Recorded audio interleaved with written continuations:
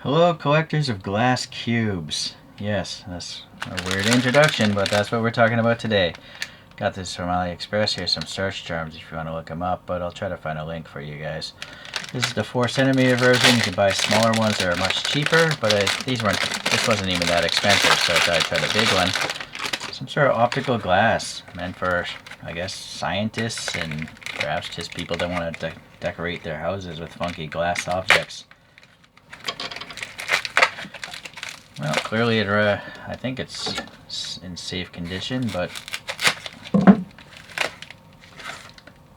there it is. It's a glass cube. But you'll notice there's some sort of coloring to it. See, this side is at a certain angle. It's kind of gold. I need a polishing cloth. So I realized these are definitely coated with some sort of, I don't know what it is. I don't think it's a film, but you can see obviously the mirror effect. But in this particular side, I cannot get it clean. I put a little water on this microfiber thing, but there's some sort of fine scratches or grime on it. I cannot get it to be perfectly smooth. It might be hard to tell, but to the naked eye I can see the dirtiness of it. But other sides, like this side here, is perfectly clean now. You can see right into it. So maybe this side isn't treated, and that's why you can see right into it to my fingerprints. But whereas this one is clearly at a certain angle, it becomes a mirror. So it's interesting. It's coated with some sort of, somewhat translucent finish. Okay, yeah. So one side, boy, that's like a gold finish, right? This is like a purple finish. This is gold again. That has a little hint of green, but maybe it's over here. This is gold, purple, gold.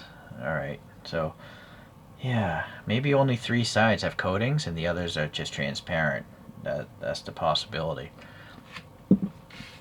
So with this LED above us, it might be hard to see some of the effects that this piece of glass, pretty much almost like a prism. Okay, now I have a flashlight, 65 lumens. Now we can start seeing some funky effects. In fact, I'm going to turn this light off above us. So yeah, that's neat. This is directly above, right? Casting shadow and all that. Moving it back. Oh, look at that color pull through. That's cool, the purple color. On that side, yeah, blue, and now it's reflecting the yellow on the front. Interesting. So going this way, blue and yellow again.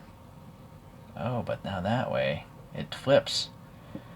So depending on which way the light is shining into it, it flips the color. That's pretty neat. And now I'm hitting it on the corner, so it's basically yellow towards us and purple on the other side. But if I go the other way, I don't know, same thing. So the light is, yeah, it flipped it because I changed the angle of the light. That's quite interesting. Hold on, I'm gonna get some poster putty. So what I'm thinking is I'm gonna put this whole thing suspended in the air, like this. Hopefully that's enough putty. It's quite heavy, obviously, being glass. And let's now turn off the light above us. Oh, that's neat. I'm gonna go a brighter setting. There we go. Alright, we're at 200 lumens.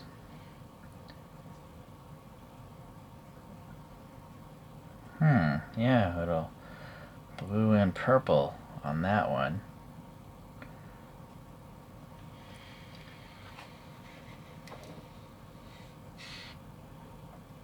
Alright, well, it's interesting. I think you could get the same effect from a smaller cube, but obviously you're not going to have as much color unless you pull the shadow really shallow like that, right? So I guess there is an advantage to buying a bigger cube. It's just more color, easier. You don't have to have as drastic of an angle. So now, that was just a white light. I have this V-logging vlogger light here, and I can actually change the saturation of color on this. This is, I think, full color saturation. So I'm going to change the color now of this light to a warm light. Well, yeah, I guess the color changed a little bit because the light going into it changed. Or, let's see, I'm going to put it back down. I think it was better just laying down.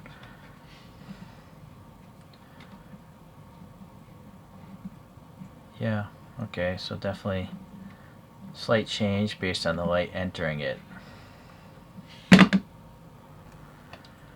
So interesting. I went and got a laser, but it's just from the ambient lighting, it looks like it's glowing, right? So that's quite interesting. Different colors there.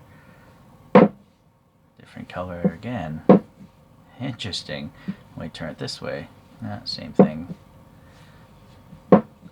Okay. Alright, well anyways, here's a UV light. You should wear protective eyewear, because if this bounces back into your eye, right? So I'm not going to leave it in one spot for long in case it bounces back. Oh boy, yeah, you can get some funky reflections in there as it passes through part of it.